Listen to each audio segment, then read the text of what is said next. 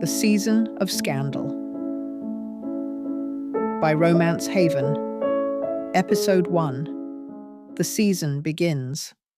London is a garden in which reputations bloom, wilt, and, on fortunate mornings, root deeper than anyone planned. Almack's, where lilies and opinions multiplied.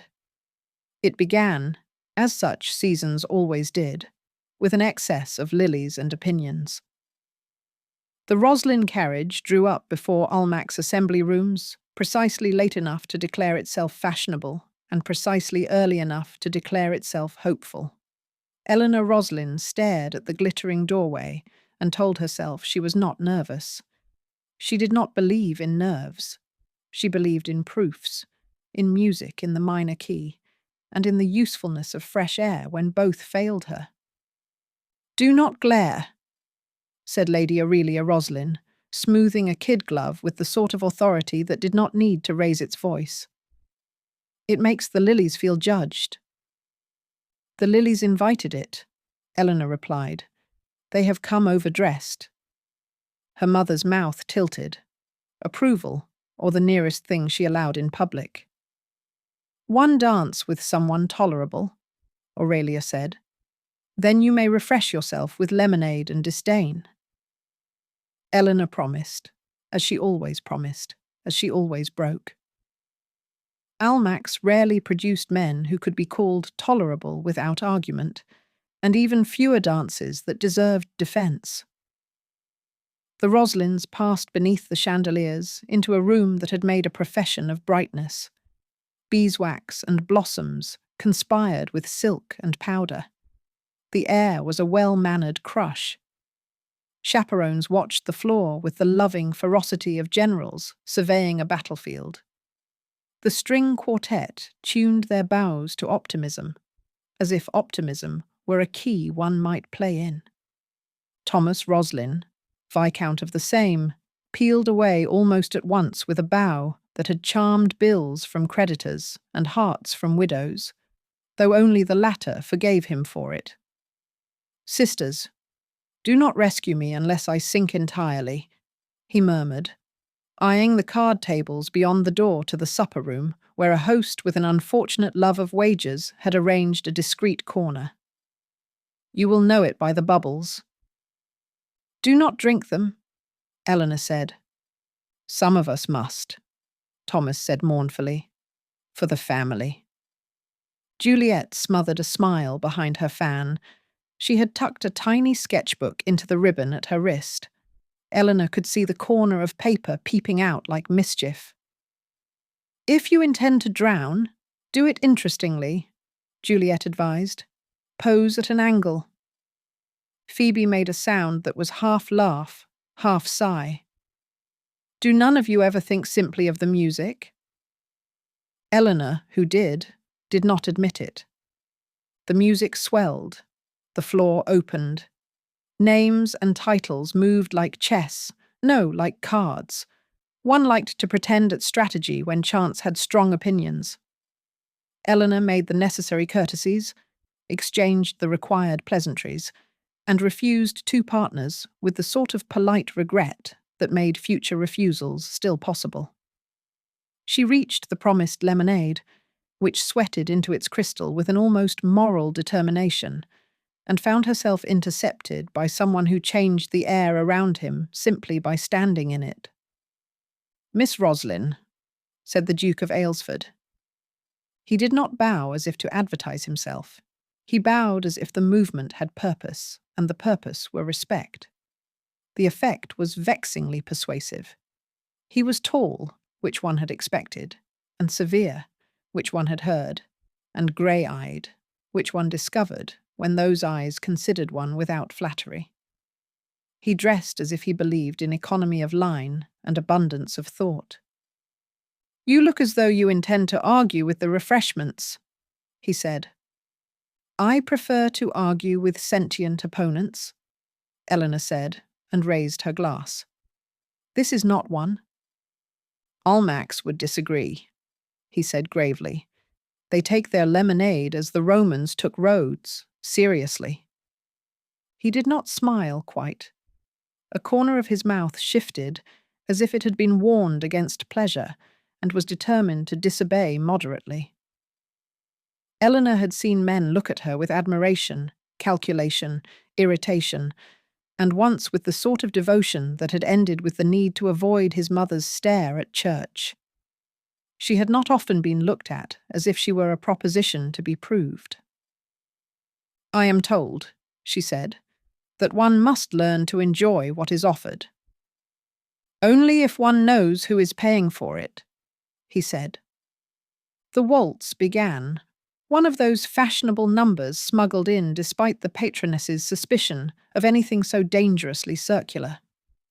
He extended his hand without flourish, as if the dance were a compact and not a performance. Elinor was many things: self-possessed, sensible, occasionally severe. She was not a coward. She set her glass aside and put her hand in his. His palm was warm through the fine kid of his glove. The room tilted to rhythm. 1, 2, 3, 1, 2, 3. The measure took the talk and arranged it. Almack whirled around them in cream and sapphire, in fans and laughter, and the faint clink of someone's optimism at the card table. "You glare at Almack," he said as they turned, "as though it has insulted you personally." "It has," Elinor said, repeatedly. "It confuses noise with joy. And you prefer joy quiet. I prefer it true."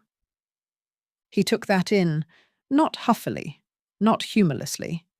He had the air of a man who weighed statements not to find fault, but to find balance. It was almost irresistible, which was an argument against it. A boy in livery threaded the dancers, quick and nimble as a thought one wished not to have. He pressed a folded note into the Duke's gloved hand. Aylesford did not break the step. He closed his fingers over the paper with the sort of control that would have been arrogance in another man, and was, in him, merely intention. Elinor did not ask. Curiosity, uninvited, was a clumsy guest. She looked where a lady looked, over his shoulder, to the chandelier that refused to steady, to the crowd that pretended not to see anything at all. "Do you enjoy music, Miss Roslyn?" he said, "when it does not apologize for itself?" "Then we are 2 for 2, he said, and this time his mouth did smile, and she discovered that severity could be handsomer when it was not trying so hard to behave. The dance ended. They bowed and curtsied. His hand lingered for a heartbeat longer than the book permitted. She felt the echo of it, as if one of the candles had added a degree to the room's temperature. "Thank you," he said, and meant it. "For the music," she said, which meant other things, and made him incline his head as if she had been interesting when she had not intended to be. He moved away with the note still shut in his hand. Elinor lifted the lemonade to her lips and found, absurdly, that it tasted faintly of secrets. White's, where cards pretended to be harmless. White's Club had perfected the art of indulgent severity. The bow window surveyed St. James's Street with the authority of a monarch who had decided not to trouble himself with ruling, provided everyone behaved as if he did. Thomas had lost twice, won once, and made 3 men like him better than their wives did. It was a talent. He did not value it nearly as much as others seemed to. He was dealt a hand that would have won a smaller pot. He gambled anyway, because courage and foolishness sometimes wore the same coat at midnight. "Roslyn," said a voice that thought the world a conversation it had already won. Mr. Lionel Craik had the sort of smile that suggested he had taught himself to do it in a mirror and had not practiced enough. He wore rings, as if he were afraid his fingers would abandon him unless weighted. He admired Thomas as one admires a stallion at sale, value measured in muscle and pedigree, and the look in the eye. "Craik," Thomas said, in the tone one reserved for cats one had not invited into the room. You play well, Craik said, which was both true and not the point. You pay less well. Thomas's mouth shaped something that might have been a laugh if one believed in miracles. You must be mistaking me for a prophet, he said. I have made no promises about the future. Craik tilted his head, as if listening to far music. 2 weeks, he murmured, so soft it might have been the room's sigh. Before I must call in obligations, I am a great believer in the public nature of accounts. They do a man's honour good to see it verified. I find, Thomas said, that honour prefers a private audience. Craik smiled again. Then hurry, he said pleasantly. Cards snapped, laughter misted. Someone recorded a ridiculous wager about whether it would rain on Thursday, which made Thomas think of his sister Elinor's pronouncement that the ton would bet on gravity if gravity wore a fashionable hat. He rose from the table when he had lost exactly as much as would keep his place at it, and no more. He tipped the porter, because kindness did not always cost, and because he liked the look of surprise that turned into gratitude, which cost more. Outside, the night had the merciful coolness of a city deciding to be kind to its poorer inhabitants. Thomas breathed it and wished it could be stored, like a bottle of a good vintage, for days when Craik's voice rang in his memory. Terrace air and the business of truth, Elinor's fan did what it could. Fans were not designed to alter the temperature of principle, but the terrace beyond the ballroom was. She stepped into air that had not been breathed by 100 people in half an hour. The noise of Almack's became something delicate, the idea of music, the memory of laughter. I am a coward, she told the nearest potted orange tree, and a liar. I do like a waltz. I was told the fruit listened, said a voice she already knew. She did not turn so quickly as to look eager. She did not turn so slowly as to look guilty. The Duke stood half in shadow, as if he preferred to leave the room to its happiness and take the night without asking. You left the note unopened, she said, before she could stop herself. I did, he said. That was very virtuous, she said, which was not what she meant. It was practical, he said, which was not what he meant either. They stood, not quite close, which was a kind of closeness. The city breathed around them. Carriage wheels at a measured distance, someone's laughter spilling from a doorway, the faintest slap of a horse's tail impatient with flies. The air smelled of stone cooling, of night flowers whose names she did not know, and made a point of not learning because the ignorance felt delicious. Do you have an opinion of everything? He asked, not unkindly. Yes, Elinor said. I simply don't state them when they would be injurious. That is a useful distinction, he said. I am learning it late. There was a story there. She did not inquire. He did not offer. A drop landed on her hand. She startled as if addressed by a friend who had used her childhood nickname in public. Rain, he said, and produced his coat as if it had been foreordained by the waltz. I am not made of sugar, Elinor said, which was the Roslyn family's preferred method of declining unsolicited protection. Nor am I, he said mildly, but I am made of habit. She hesitated, which he did not punish. She allowed him to lay the coat around her shoulders, which he did as if this were not a seduction, but a courtesy conducted under the auspices of the laws of England. You will want it back, she said. I will want it, he said. He did not ask for her hand again. He did not ask for more than the sight of her not shivering. Until next Thursday, he said, and left before she could tell him that she had made no appointment with either the calendar or the Duke. A small catastrophe averted, and a larger one rearranged. Phoebe had the sort of face that made London kinder. This was unfortunate for London, which did not deserve it, and fortunate for Phoebe, who believed in kindness in a way that made Elinor want to protect both the belief and the believer.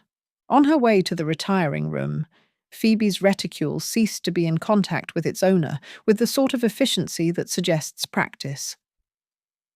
Elinor saw the boy's hand at the same moment. A gentleman in a valet's plain livery stepped aside, as if to let a lady pass, and in the same movement took hold of the boy's wrist with the sort of gentleness that is harder to escape than force.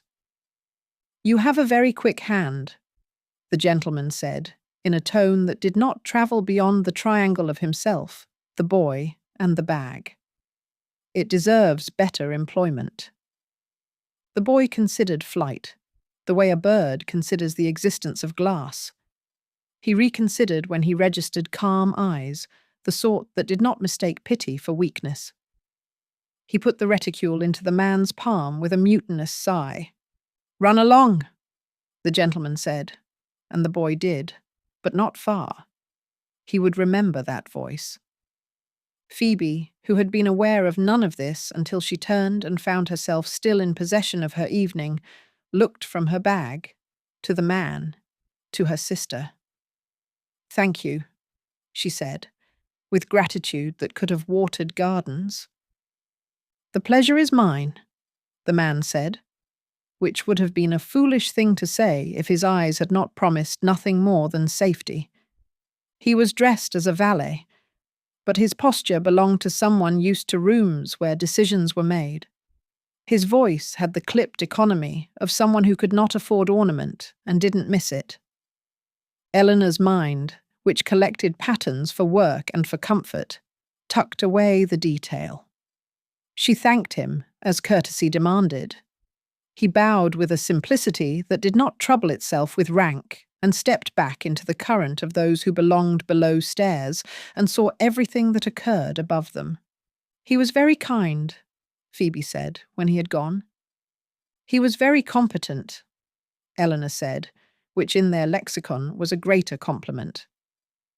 "I liked his eyes," Phoebe added, as if confessing a small theft no one would prosecute. "Yes," Elinor said, and presently they returned to the ballroom, where lilies continued to be excessive and opinions continued to be worn like jewels.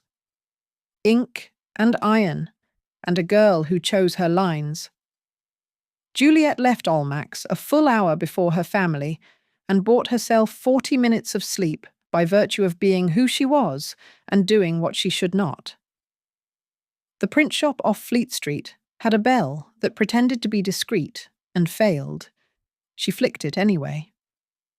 Mr. Basil Kent glanced up with the irritation of a man who had married his work and discovered it snored. "You are early," he said. "You are always awake," she said, which was both complaint and trust. He slid a small stack onto the counter. "The magistrate one sold," he said. "You are improving at making the pomposity look like a natural disease." Juliet's fingers itched. She did not take the money. That would come later, in an envelope that would turn into bread and rent for people who never knew who had bought it. She examined the proofs with care that looked like tenderness, and was, in part, greed. For the line that would be exactly right, the curve that would make someone who had power see himself and have to think about it even if he did not want to. "Who is he?" she asked, gesturing at the caricature's subject the way a poet gestures at a rhyme. "Judge Adrian Sinclair," Kent said. "Everyone says he's efficient. Few say he's kind." "Efficiency is not a vice," Juliet said. "It is when it replaces mercy," Kent said, which was better than one of her sisters might have said, and worse than what Elinor would. Juliet bit her lip and thought about balance. She turned the page. Sketched, quickly, the scale of justice weighing ears, not eyes, hearing stories rather than simply seeing facts. She shaded the curl of a wig until it suggested both dignity and obtuseness. "You will get yourself into trouble," Kent said, but he said it as one says the weather will change, not a warning, a certainty. "Only if I draw badly," Juliet said. "Or too well," Kent muttered. When she left, the sky over the city had gone the colour of paper just before the ink takes, and the smell of the shop, iron and vinegar and hot metal, followed her. She breathed it as some ladies breathed orange flower water. It made her braver than she was. She tucked the small coins into the pocket sewn under her gown and thought about a man who might be reasonable if shown a different angle. Breakfast, to which the Cloverleaf always arrives on time. The Roslyn breakfast table had never learned that leisure was fashionable. It offered eggs and economy, marmalade and management. The tea was strong, because Aurelia believed in strength one could swallow. Thomas arrived at a shambling hour, with eyes like a man who had looked at arithmetic and told it to be patient. Phoebe's hair was less perfect than it had been at midnight, and more like herself. Juliet's fingers were stained in ways that would require the sacrifice of at least 2 lemons. Elinor, having slept exactly enough to feel that she ought to have wanted more, poured tea for her mother and did not make suggestions. Suggestions, at breakfast, were interpreted as assignments. The newspaper arrived with the inevitability of bills and seasons. The footman set it by Aurelia, who passed the politics to Thomas, the markets to Elinor, and the scandal to nobody, because scandal required no assistance. Juliet lifted the gossip broadside from under the respectable paper with the stealth of a cat relieving a table of fish. "The Cloverleaf," she announced, and then read aloud with the relish of someone offering sweetmeats.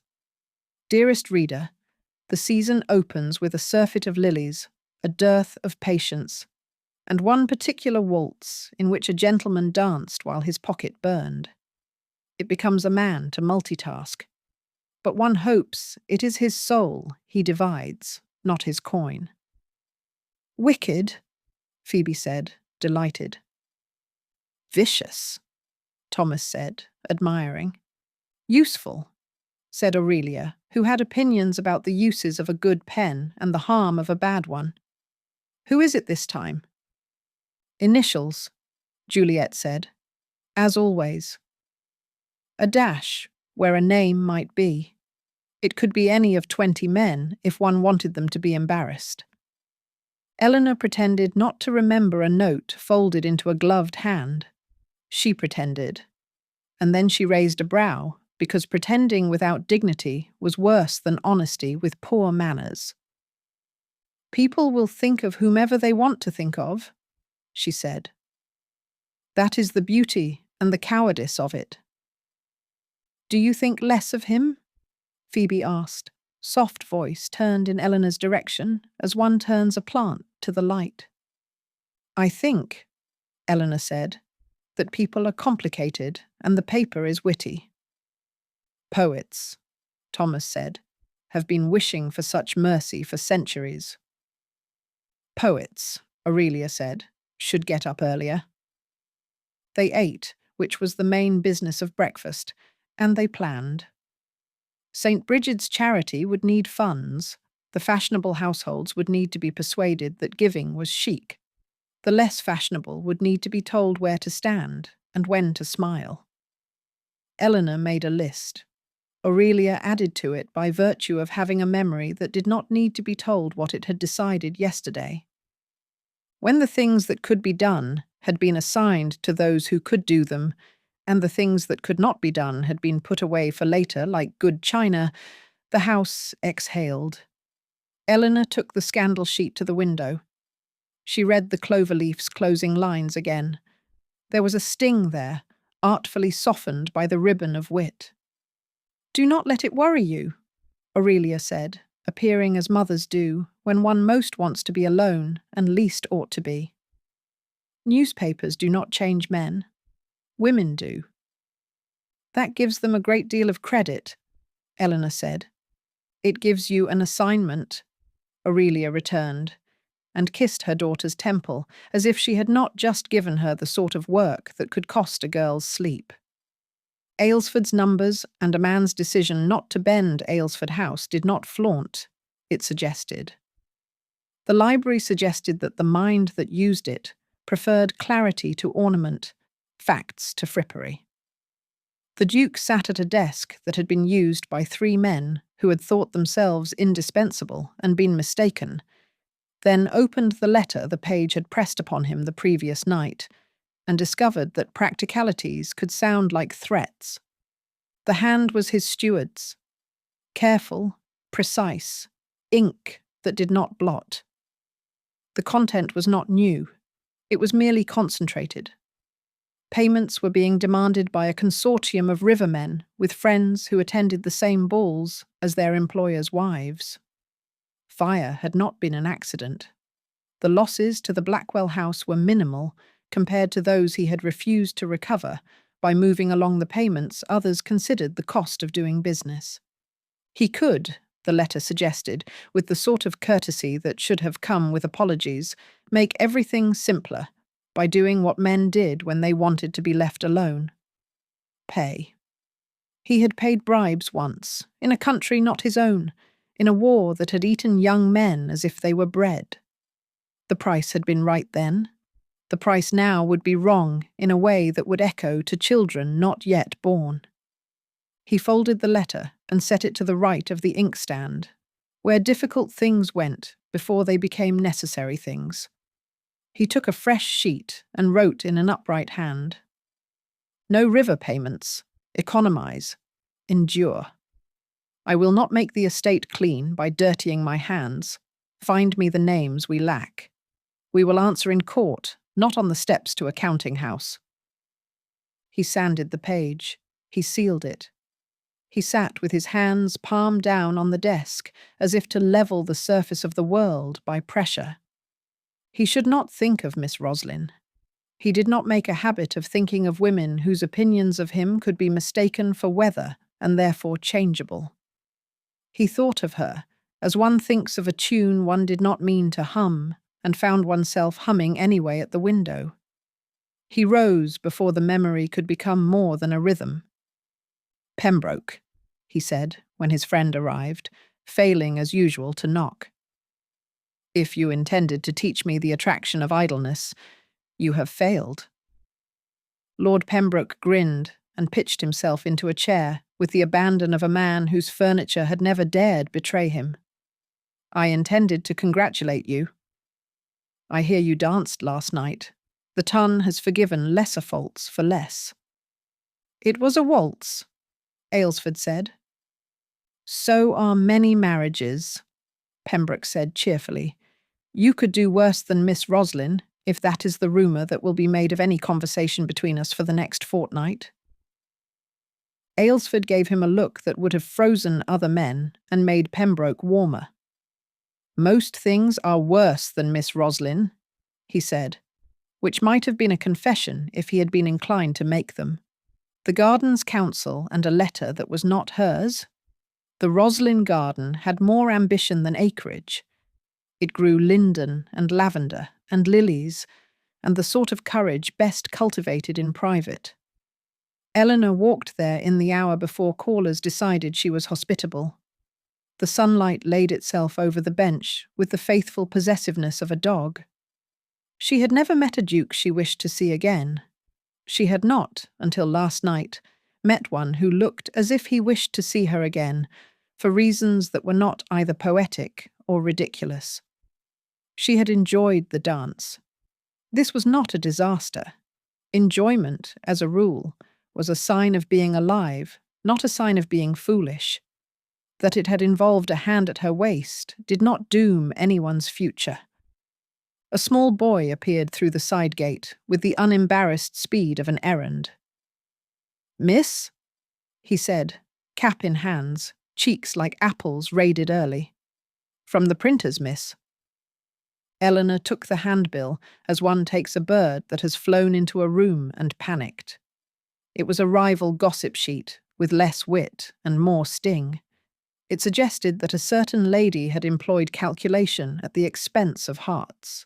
She disliked the tone immediately. She refolded it to give back to the boy, and a second slip came free, as if it had been hiding behind Scandal's skirts. She read the line. It was short enough to fit a conscience. Your steward's silence costs more than you think. She did not know the hand. She did not know why it should be in her garden on a Wednesday. She did know that it echoed the phrase that had hung in the air like a held breath when the page pressed a note into a glove. Where, she began. Gentleman in a plain coat, the boy said. Paid me twopence to deliver. Said a lady with a serious look would be in the garden. He was right, miss. Did he give a name? Elinor asked. No, miss, the boy said, but he had the manner of someone who didn't need one. She pressed a coin into his hand because she could, and because she liked that he had said serious as if it were a compliment. She sat when he had gone because the bench was there, and she did not consider fainting appropriate for daylight. The note was not hers. It had come to her anyway. London did that. Sent one the wrong messages, and expected one to act correctly regardless. Elinor folded it again and put it with the rival sheet. The lilies breathed around her as if they had opinions and were trying, for once, not to share them. She would not ask the Duke. She would see him again, no doubt the city being the village it pretended not to be. And she would not ask. She would inquire elsewhere. She had a list of people who told truths in roundabout ways. She made room at the bottom of that list for a valet with competent hands and a watchful manner. Rotten Row, where conversations rode at the pace of horses, the morning's sun made Hyde Park smell of cut grass and horse and obligations one was willing to pretend one enjoyed. Rotten Row moved at a pace designed to display rather than to arrive. Elinor rode with Phoebe, who rode as if joy had been delivered with her saddle that morning. Juliet had claimed a headache, which Elinor suspected was shorthand for work. Thomas had claimed an appointment, which Elinor feared meant bills. Aylesford appeared as if someone had thought him into existence. Pembroke rode at his side and grinned with the shamelessness of a man who liked the world and was liked back. They made the necessary courtesies, which, in Hyde Park, required less bowing and more hat. Miss Roslyn, Aylesford said. Miss Phoebe?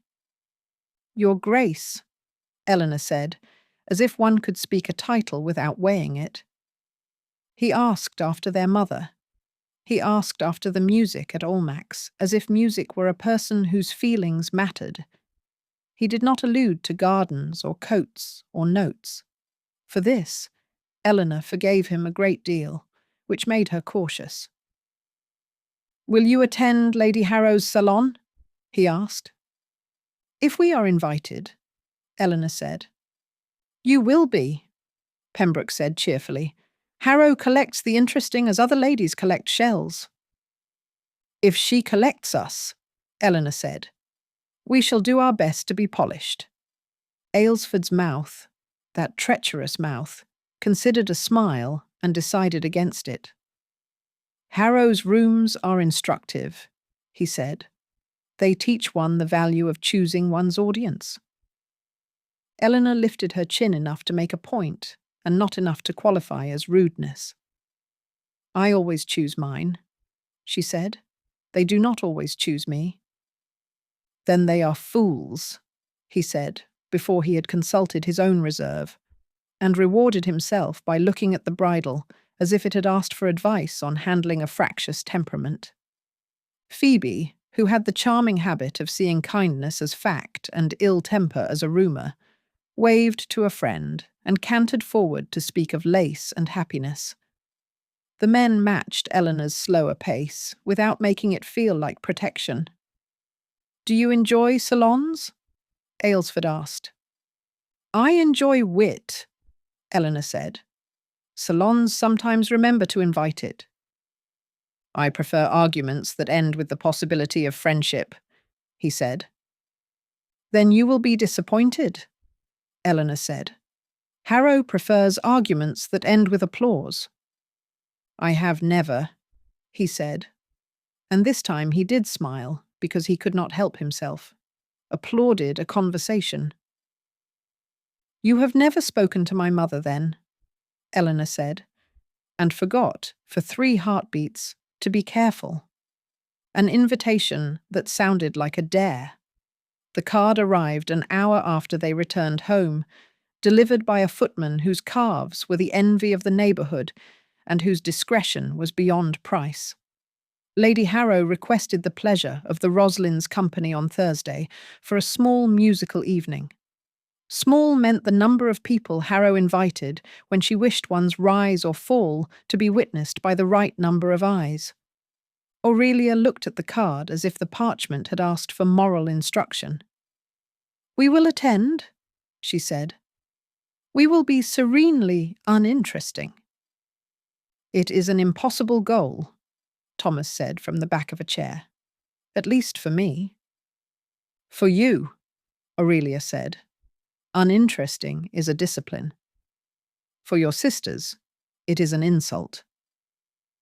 I like insults, Thomas said. They suggest someone has been paying attention. Aurelia's glance made him quiet. Elinor set the card on the mantel and watched the afternoon find it.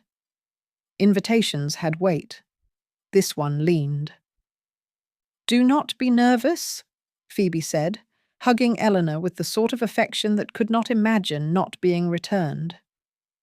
I am not nervous, Elinor said automatically, and then, because one should not lie to people who tell one the truth as a habit, I am very slightly attentive. Juliet, passing with a handful of flowers that had volunteered to be arranged, said, She will ask you questions that are compliments in disguise and statements that are traps in costume. Nod to neither. I shall bring my fan, Elinor said. Bring your curiosity, Aurelia said. It has a better edge. Lady Harrow's room where compliments went armed, Lady Harrow's morning room, was the sort of blue that made one think of sky and then reminded one that sky could be cold. She greeted the Roslyns with a smile that would have been called regal if one believed in declaring such things oneself. She had made herself beautiful in the way women of her rank do, who have decided to admire themselves without permitting others to make the same decision without permission. So many Roslyns, she said graciously, and yet never enough, if rumours are to be believed. We try to satisfy rumour, Aurelia said, without indulging it. My dear, Harrow said to Elinor, as if Elinor had applied for a position and submitted inadequate references. I have heard the most fascinating things about your opinions. Then I must be more careful where I leave them, Elinor said. Harrow's smile acquired teeth. There is nothing so charming as a lady with a mind, she said, provided she knows where to deploy it. Elinor nodded, the way one nods when someone has said something true while intending something else. I keep it with my gloves, she said, and put it on when I go out. The musicale began, 2 arias and a pianoforte piece that tried to be interesting and was rescued by a young man whose hands had not learned how to be shy. Harrow drifted among her guests like a benefactress deciding which waif to send a coat to and which to expose to the weather to learn character. Aylesford stood with Pembroke, distinct from company the way a pillar is distinct from drapery. He inclined his head to Elinor in a fractional motion that logic could not account for and feeling could.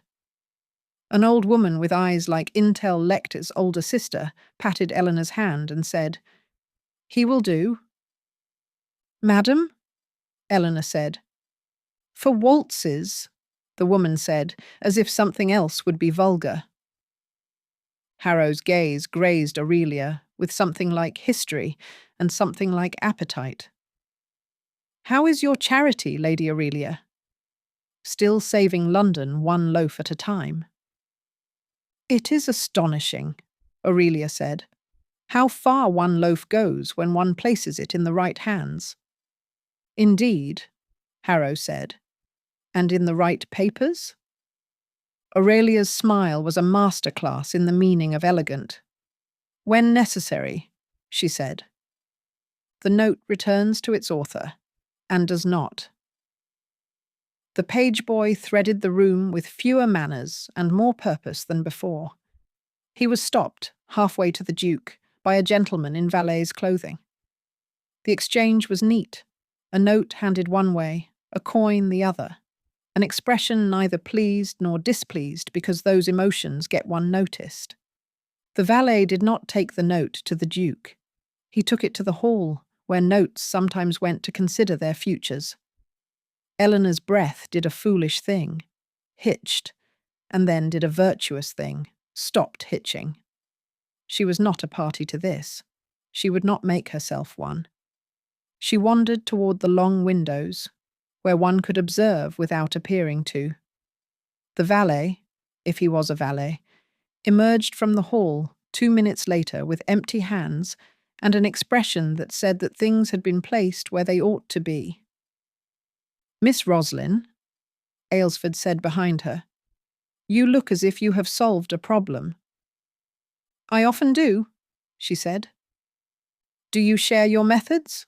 he asked.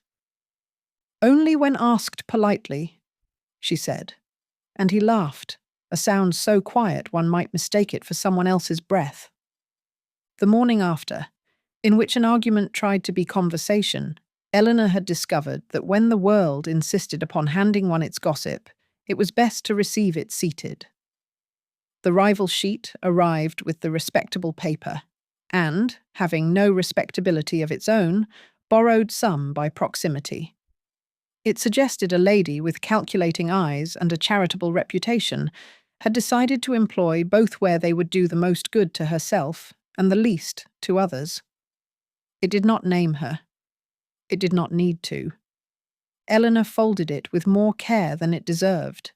She would have placed it where it belonged, under the leg of a table with a wobble, if not for the fact that wobbling made her mother wild, and nothing made her mother wild in public if she could help it. She made her way to the garden. The lilies listened. They had become confidants because they could not repeat. Her pen scratched a list, names of ladies whose influence could be bent towards St. Bridget's, names of men whose reluctance could be shamed by numbers, a schedule of mornings in which to accomplish more than the day permitted. A shadow fell over the paper. "Forgive me," said Aylesford. She looked up, because it would have been childish not to.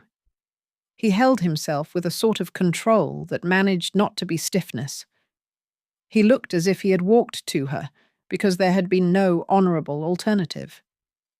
"I would not have intruded," he said, "but I find myself in need of your assistance, and I would rather ask you than imagine what you will decide without me." Elinor felt her mouth tilting of its own accord. "Flattery," she said, "is more persuasive when one does not confess to it as a tactic." "It is not a tactic," he said. "It is a confession.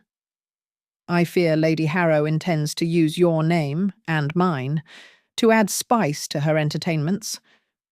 I wondered whether you would consider a solution that protects us both and aids your charity." Elinor set her pen aside. "You propose a practical arrangement." "I propose," he said, "a false courtship for a very short time, with very real benefits to those who need them, and very clear rules about honesty to those who deserve it." She looked at him. She looked at her list. She looked at the lilies, which had nothing to say. "Not today," she said. "Not yet. Ask me Thursday, at the musicale, when the music is good and the company worse. If I say yes then, I will mean it." He bowed.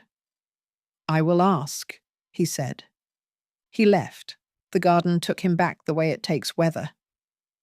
Elinor picked up her pen and wrote a new rule on her list. Do not mistake usefulness for the same thing as virtue.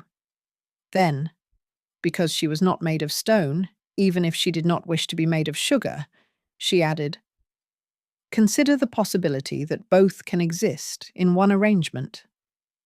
A letter that took the long way around Aylesford wrote that afternoon, because it had become impossible to think of a Thursday conversation when he could risk making his meaning clean. He did not indulge in effusions. He stated facts. He allowed himself one sentence that might be considered feeling, provided it were read by someone without taste for the romantic. Miss Roslyn, if I have misjudged the tone of your generosity, I beg you correct me. It is not my habit to entangle others in my affairs, nor to permit them in mine, but I find myself wanting your opinion. If you would permit a conversation on Thursday, I would be obliged. Respectfully, Aylesford. He sealed it and sent it by way of a man who had never lost a letter unless paid to do so. The letter did not arrive where it ought. It met, in the course of its travels, Lady Harrow's secretary, whose duties had expanded beyond the management of invitations to the management of chance. The letter changed hands. It changed destinations. A different lady read it. A different lady composed a reply that would not help Elinor Roslyn when it found her. The Cloverleaf, which had mercy when it felt like it. The morning's Cloverleaf returned to the breakfast table with the cheerfulness of a guest one could not get rid of and would miss if one succeeded. It read, with the sort of play that was almost forgiveness. A certain gentleman, having lately discovered the cost of silence, has chosen to speak, in the only language worth learning. Action. One applauds. One also wonders whether a lady of sense will agree to listen. Is it always about us? Phoebe asked, as if there were other people in London. Yes, Thomas said. No, Aurelia said. Sometimes, Elinor said, which was how one told the truth without letting it become rude. The forged reply, and the risk of being proud. The note arrived in an envelope of such quality that Elinor's fingers knew, before her mind allowed the knowledge, that it had not come from a gentleman who believed in economy of line. It contained words arranged precisely enough to pass for sincerity, and empty enough to pass for caution. It said that the Duke valued Miss Roslyn's opinions about charity, as one values good counsel when one must manage an institution, and would be pleased to consult her as one consults an expert on a subject, and not, for example, a companion on a road. Elinor read it once. She read it again, because to be fair was to allow for poor phrasing. She read it a third time and felt pride move in her chest like an old injury recalling bad weather. She was not a cause. She was not a convenient virtue. If he wanted a mind, he could have purchased a solicitor. If he wanted a lady, he could have acquired one at Almack's by putting his name in the right place and forgetting to be interesting. She folded the letter very carefully. She put it with the rival sheet. She chose a gown of such respectable neatness that it would deflect comment without inviting pity. She told herself that disappointment was not a noble emotion, and therefore must be repurposed as principle. She arranged her face. She went to the musicale. The musicale, and something like a storm. The room glowed as if it had remembered a better century and was trying to behave accordingly. Elinor entered with her mother and sisters. She had not planned to see the Duke immediately, which is why she did. He crossed to her with a deliberation that could have been interpreted as confidence, and was more probably trepidation disguised. "Miss Roslyn," he said, "may I have a moment?" "Of course," she said, with a politeness that a less careful man would have admired and a more perceptive man would have distrusted. They stepped into the less crowded space by the bookcases. Lady Harrow watched them with the attention of a gardener considering where best to place a trellis. "I received," Elinor began. "So did I," he said.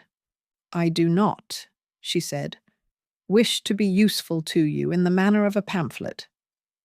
He blinked. Confusion is unbecoming in most men. On him, it looked like someone had moved the furniture in the dark. He had to place his hands as if he believed in them. "I do not," he began. "The letter," she said, producing it as if she were a constable and he a miscreant, which was unfortunate for both of them. He read the forged reply with the narrowing of eyes one uses to measure pain. He did not swear, a quality Elinor admired and wished to dislike. He lifted his gaze, and it was as if a door had opened on weather. "I did not write this," he said. "It came by a reliable hand," she said, because the world was not improved by trusting too many coincidences. "Then my letter did not reach you," he said, and that, at least, sounded like a sentence that meant something. He put his hand in his coat and took out a copy. Men of his sort kept copies as if the future were a clerk that needed guidance, and held it out. Elinor read. It did not flatter. It respected. It did not assume. It asked. She closed her eyes for the space of a breath. "Someone," she said, "is arranging us." "Yes," he said. "Let us disappoint them." A kiss that was not, and still was, the aria required fewer opinions than most music. It demanded feeling, and the courage not to apologize for it. Elinor and the Duke stood in the shadow of a mirror that had seen better men behave worse.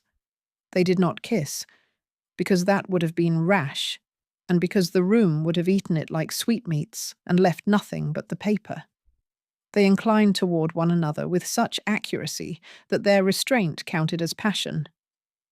"Thursday," he said again, a different Thursday than before. This one a choice. "Yes," she said, which was not a surrender so much as a form of bravery. Harrow's gaze made a new plan. Somewhere in the hall, a page boy took a note from a gentleman in a plain coat. Somewhere else, a man with rings counted the steps between virtue and convenience. At the edge of the city, rivermen checked a ledger and did not imagine a lady reading their names aloud in a room that would test words as if they were metal. The hook and the promise of thorns. That night, Elinor returned to the garden because it had not betrayed her yet. The lilies were less insufferable in moonlight. She held both letters, the one that had found her and the one that had been intended. She held, in memory, the not kiss that had agreed to become something else when it could afford to. The wind shifted. The paper she had placed beside her foot rustled like a conspirator. She bent to retrieve it, and a shadow detached from a thicker shadow near the linden walk. "Forgive me," said a voice almost playful and entirely grave. It is rude to write about people without introducing oneself. Elinor did not startle. She looked, and in looking, did not see a face so much as a presence one would recognize again, even if disguised by a room's brightness. The figure, or the idea of it, offered an envelope with a small green device stamped in wax. A clover leaf. "For you," the voice said, "because truth is a jealous guest, and I like my parties well-mannered." Elinor took the envelope. The lilies withheld their opinions. The figure withdrew as if the air had made a place and then unmade it. She broke the seal. The note within was shorter than anything worth arguing with. "Beware the friend who writes with your hand. Say nothing you cannot afford to hear aloud." She did not know whether to be grateful or offended. She settled on useful. She would be very careful on Thursday, when a false courtship might become a true alliance or a more elegant trap. She would be very careful with men who measured their steps, and with women who measured their smiles. And she would be careful, above all, with herself. London, deprived of sleep and endowed with appetite, turned in its bed and reached for tomorrow. End of episode 1. Thank you for listening to the Season of Scandal on Romance Haven. If this chapter swept you away, please like, subscribe, and share. Tell us your favorite moment in the comments. Your thoughts shape the next episodes. Until next time, happy listening, and remember your escape into romance awaits right here.